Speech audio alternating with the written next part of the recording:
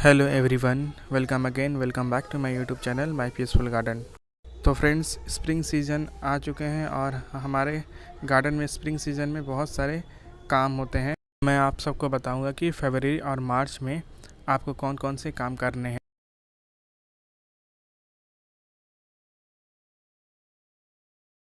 और इन सबको फर्टिलाइज़र देने का वक्त है।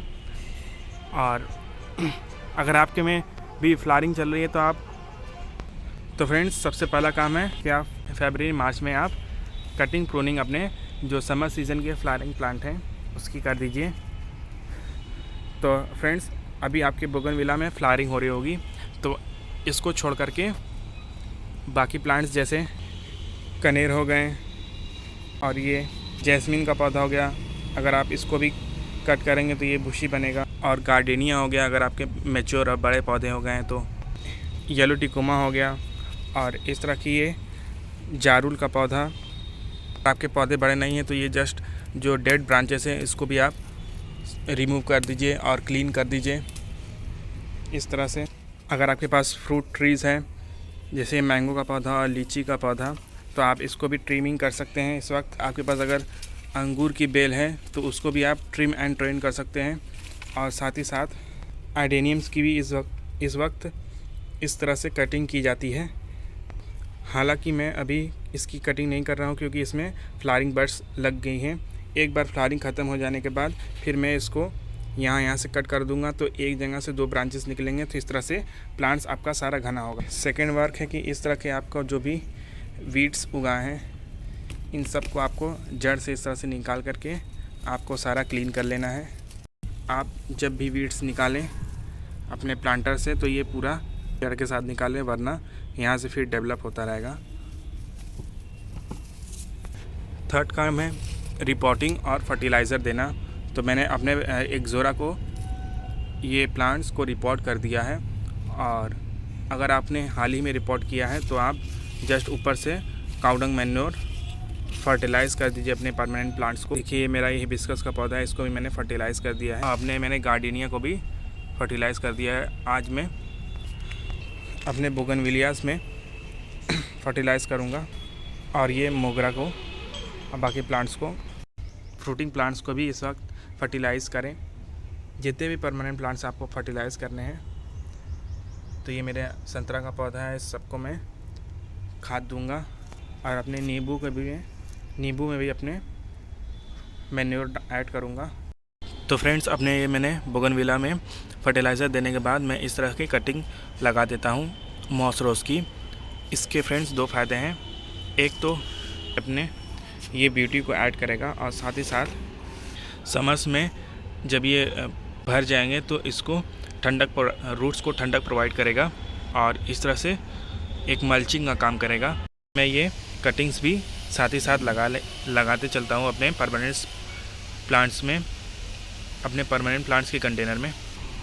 ये मैंडेविला में भी मुझे यहाँ पे कटिंग अभी। फ्रेंड्स, ये देखिए, मैंने अपने कैना लिलीज़ को भी रिपोर्ट कर दिया है। कटिंग करके क्लीनिंग करके सारा मैंने इसको रिपोर्ट कर दिया है। इस तरह से कई ठो मैंने अपने प्लांट्स को डिवाइड भी कर लिए हैं। तो आप इस वक्त भी इस तरह से डिवाइड करके और अपने समर्स के लिए प्लांट्स रेडी कर सकते हैं। फोर्थ काम में आप जो भी आपके अब परमानेंट लिली वाले फ्लावरिंग प्लांट हैं तो इस तरह के जो भी पत्तियां सूख गई हैं इन सबको रिमूव करके क्लीन कर दीजिए। और अगर आपको रिपोर्टिंग भी करनी है तो उसको भी रिपोर्ट कर दीजिए। तो इस तरह से इसको भी मैं रिपोर्ट करके इसको फर्टिलाइज़ कर दूंगा काउडंग मैन्योर से, या किसी भी आपके पास जो भी फर्टिलाइज़र अवेलेबल हो उसे आप फर्टिलाइज़ कर दीजिए। तो फ्रेंड्स, ये देखिए कि आपका अगर कैना लिली का हाल कुछ इस तरह से है तो उसको भी आप कट कर दीजिए। इस तरह से आप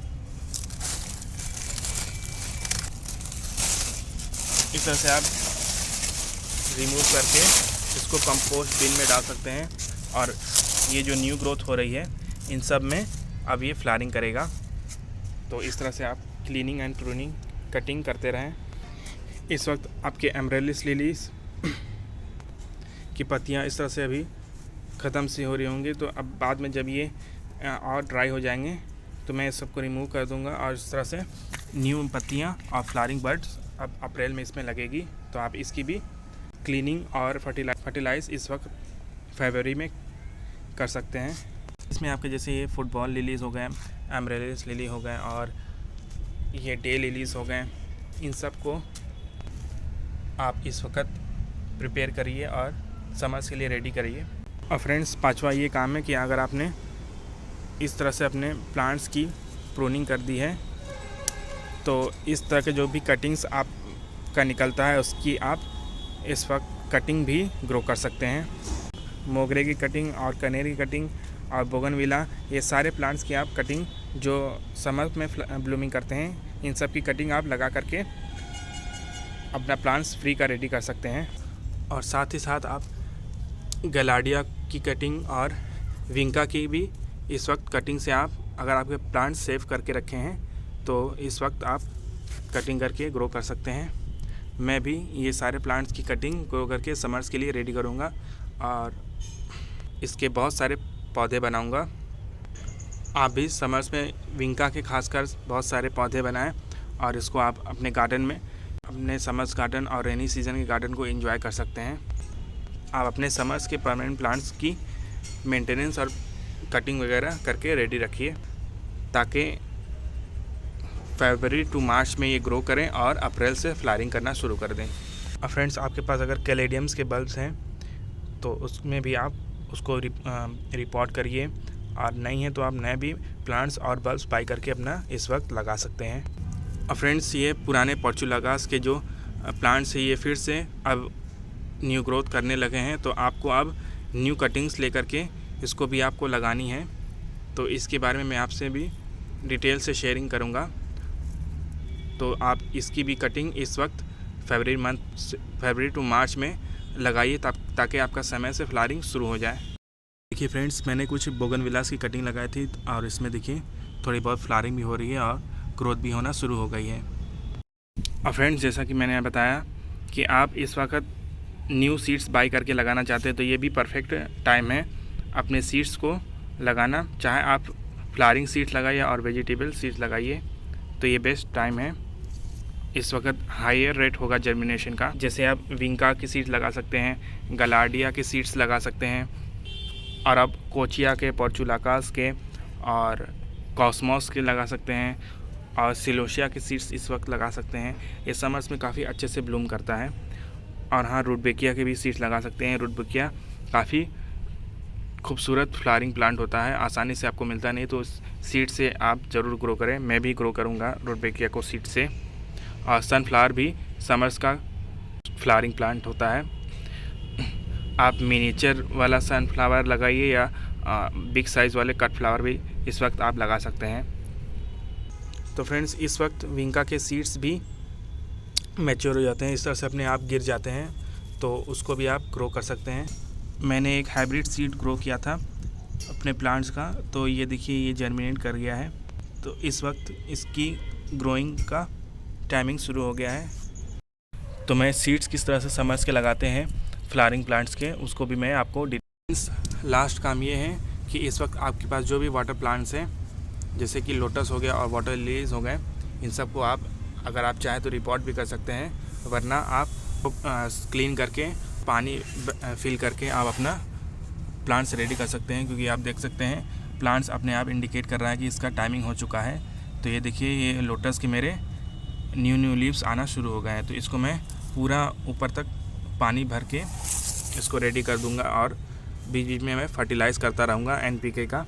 और फ्रेंड्स, इन सब के बाद लास्ट में आती है अपने गार्डन की सफाई, क्योंकि इन सब कामों के बाद आपका गार्डन काफ़ी मेसी सा हो जाता है।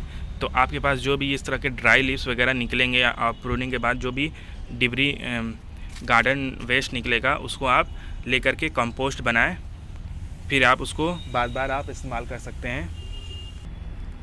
तो फ्रेंड्स, अब मैं अपने वीडियो को यहीं एंड करता हूँ। आई होप आपको ये मेरा वीडियो पसंद आया होगा। पसंद आया तो मेरे वीडियो को लाइक, कमेंट, शेयर और मेरे चैनल को ज़रूर से सब्सक्राइब कर लीजिए। चलिए फ्रेंड्स, मिलते हैं आने वाले नेक्स्ट वीडियो में। तब तक के लिए बाय। Thanks for watching.